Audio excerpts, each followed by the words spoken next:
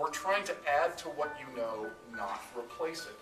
That's finding potential allies online. Who's talking about you? What types of blog posts are they writing? You're pulling apart everything and you're seeing what people think about them. And I always find something that surprises them, which is fun to present to the client. And they find something that A, they had no idea, and B, it completely changes the program and the direction. Because some blogs you might want to dismiss, or some blogs you might want to follow. And then often we just want to know on a regular basis what's causing conversation, how is it changing. If there's an issue that comes up and we can grab it right off the bat and know how to respond, we can stop it from becoming a crisis or becoming something bigger. We can kind of always keep tabs on what's going on. How, let's say, Starbucks compares to Green Mountain Coffee or Caribou or something like that. So it's a good way to visually show a client where, you know, their conversation share versus a competitor's conversation share. Human analysis is, of course, more accurate than that. So I think we're still, 60% is great, but I think that we're still to a point where we want to look at it. It's important to be prepared, to be online, to be listening. And I think this session, speaks to that in a great way. I'm promoting all this for free. I wonder if I can, do some business with them. And so, the afternoon where I had it in my head that, I'm going to call the VP of Marketing. I've been working with him. So I want to pitch Edelman Services. That very same day, the flip camera was featured on Oprah. Well, what the hell am I going to do?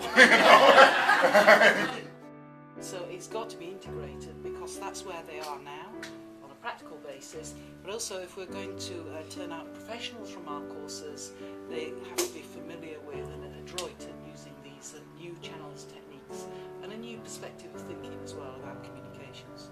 Now what do you say to this? Because a lot of the students, I would imagine, would say, I'm on MySpace, I'm on Facebook. I don't think they really thought about how an organization uses it to public relations, or how an organization uses these tools to effectively communicate its business plan or its objectives.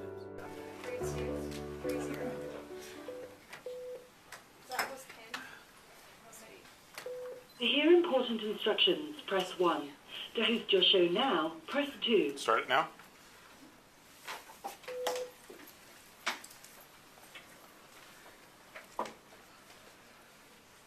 Your show will go live in 5 seconds. 4, 3, 2, 1.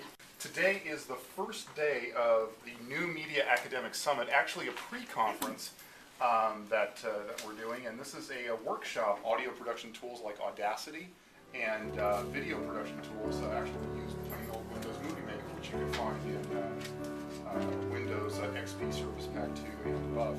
We're in a pioneering time, we're in an exploratory time, and often we're learning as much from our students as we're teaching them in this whole new wild, wild west called digital. Learn how to use digital. This is your way to get into the door, and I think that's very right, because a lot of agencies do want to do digital, but they don't know how. It's kind of a tension.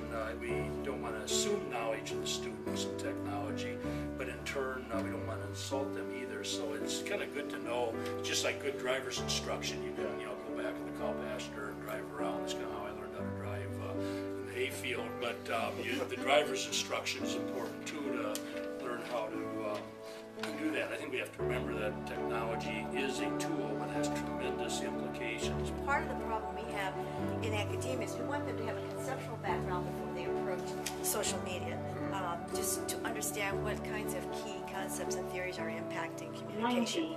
So that's critical.